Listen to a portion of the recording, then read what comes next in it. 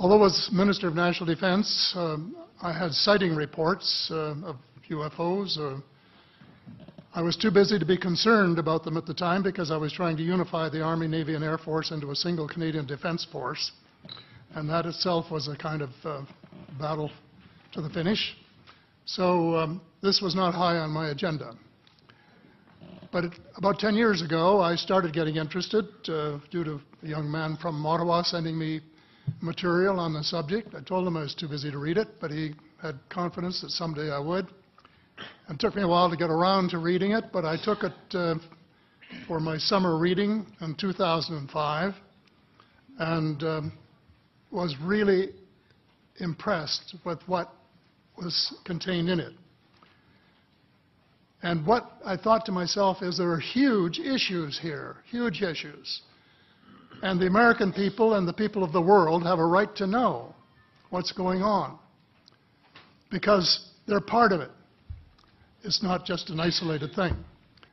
I accept the invitation of Victor Vigiani, who's over here somewhere, and his cohort, Mike Bird, to speak to a symposium at the University of Toronto. And I said, UFOs are as real as the airplanes flying overhead. That gave me the dubious distinction of being the first person of cabinet rank in the G8 group of countries to say so unequivocally.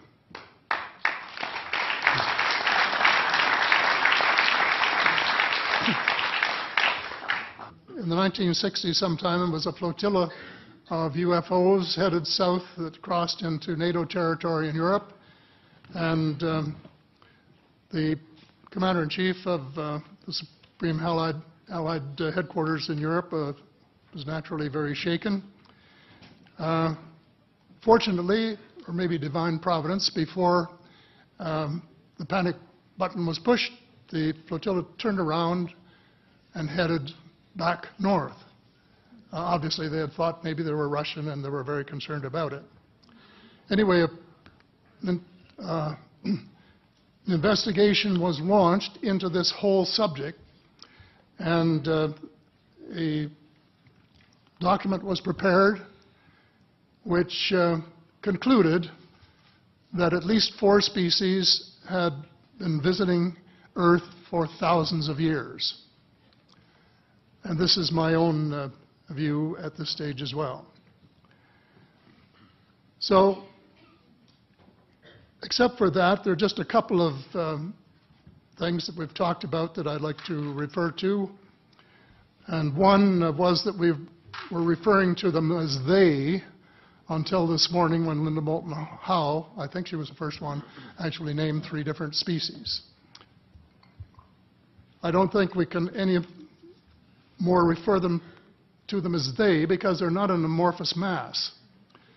They are different species and consequently may have different agendas. I don't think we can say that they all have the same agenda any more than we could say that the United States, China, and Russia had the same agenda. Our real interests may be very similar, but as of now, our perceived interests are still quite far apart. One more observation before I begin what I want to say, and that is that we spent quite a bit of time talking about the 66-year-old cadavers. And I was glad to have Linda this morning finally say that there are live ETs on Earth at this present time, and at least 2 of them probably working with the United States government. The other species that I learned about not too long ago was called the tall whites. And this is when Paula Harris broke the story just a few years ago. And through her good offices, I had the chance to talk for about 3 hours with former Airman Charles Hall and listen to this absolutely fascinating story of how he was working with, first of all, he was scared out of his skin, but after that, when he got to know them, how he was working with, and finally they became to trust each other and have a good working relationship with the tall whites at the gunnery range at Indian Springs in Nevada, and these tall whites were living on United States Air Force property and working in cooperation with the United States Air Force and sharing technology with them. He wrote a book, incidentally, called Millennial Hospitality. There are 4 different versions, but Paula says that Millennial Hospitality number 2 is the best. I think that's the one I read, and it's a very interesting read if you want to sort of get inside the problem of what it's like to bump into these people floating across the terrain in the desert. Well, enough on that for now. My interest is in full disclosure. And my only caveat is I think probably I would say 95 to 98% full disclosure. I know of 1 or 2 things that I'm not sure should be in the public domain, at least yet. They will be someday, I'm sure, but not maybe immediately.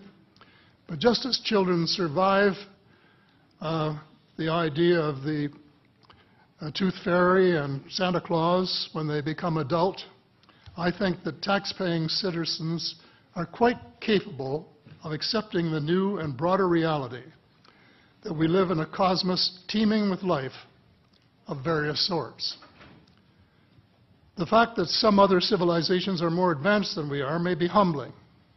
It exists, and it's being kept secret by the same vested interests who control our destiny.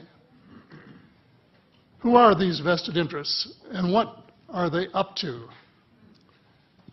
Well, Senator, you were talking about a military junta.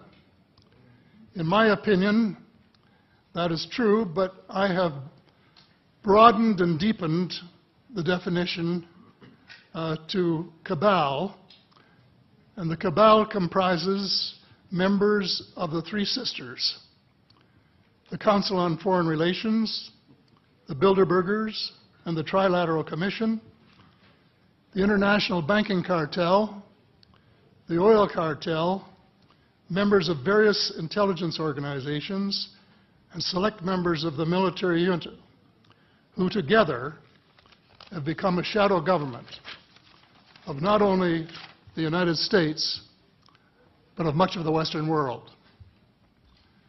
The aim of the game is a world government comprising members of the cabal who are elected by no one and accountable to no one. And according to Mr. Rockefeller, the plan is well advanced. Does this help you to understand why our civil rights are being taken away from us? I say us, because Canada too is included in the grand plan. So here we are more than a decade later fighting another war that can't be won. There is no country on earth powerful enough to protect its citizens against fanatical hate, as we learned from the Boston Marathon. And the mere attempt to pursue the impossible pits neighbor against neighbor and the state power structure against everyone. All of the freedoms won by the millions of men and women who fought and died in World War II are being flushed unceremoniously down the drain. The only hope of peace is a negotiated settlement. This will require a paradigm shift in American attitudes. It involves a de facto renunciation of the plan for a new American energy and the adoption of a pledge of cooperation with all humankind to build the kind of world which we are collectively capable of. Young people everywhere need to be challenged by a noble cause. They need to be involved in arresting global warming, creating a banking system that is just and sustainable, and lead the way in the transformation to the new reality that we have to live in harmony with our celestial neighbors, as well as seeking peace on earth. In a word, we have to become spiritual beings and practice the one tenet that the world's major religions have in common, and that is the Golden Rule.